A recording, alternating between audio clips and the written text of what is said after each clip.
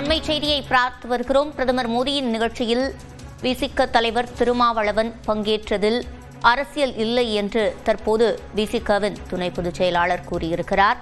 இது தொடர்பாக நம்மிடையே பேசுவதற்காக விசிக துணை பொதுச் செயலாளர் வன்னியரசு இருக்கிறார். அவரிடம் பேசலாம். வணக்கம் சார். வணக்கம். இதுல எந்த அரசியலும் இல்லை அப்படின்னு குறிப்பிட்டிருக்கீங்க, உங்களுடைய முழுமையான விளக்கம்.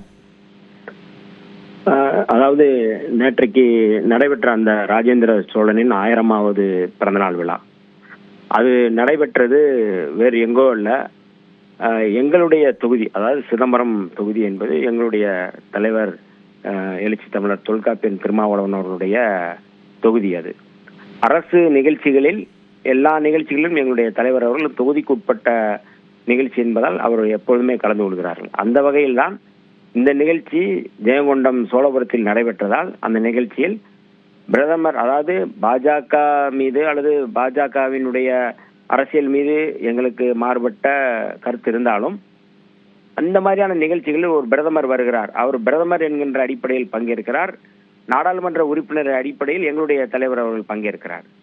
ஆக இதில் எந்த அரசியலுமே இல்லை.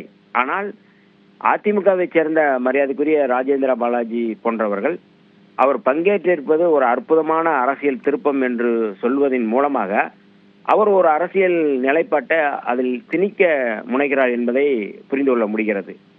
இரண்டாவது ரொம்ப முக்கியமானது, முதலில் விடுதலை சிறுத்தைகள் திராவிட முன்னேற்ற கழகத்தின் தலைமையிலான அணியில் இருக்கும் பொழுது இந்த மாதிரி ஒரு அரசு நிகழ்ச்சியில் பங்கேற்பது அப்படிங்கிறது ஒரு மரபு அல்லது ஒரு நாகரிகமான அரசியல் தான்.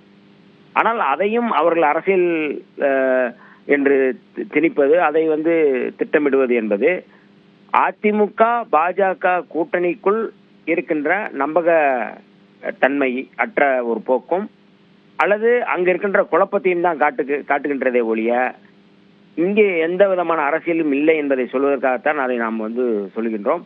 விடுதலை சிறுத்தைகள் பாஜக அதிமுக கூட்டணியை எதிர்க்கின்ற ஒரு அரசியலை முன்னெடுக்கின்றது. குறிப்பாக பாஜக முன்னெடுக்கின்ற அரசியல் எல்லாமே தமிழ்நாட்டுக்கு எதிரானது, தமிழ்நாட்டு மக்களுக்கு எதிரானது. அப்படிப்பட்ட பாஜகவோடு அதிமுக இணைவது அப்படிங்கிறது இந்த மக்களுக்கு செய்யக்கூடிய துரோகம். ரெண்டு கட்சிகளுமே இன்றைக்கு தமிழ்நாட்டுக்கு துரோகம் செய்து வருகிறார்கள்.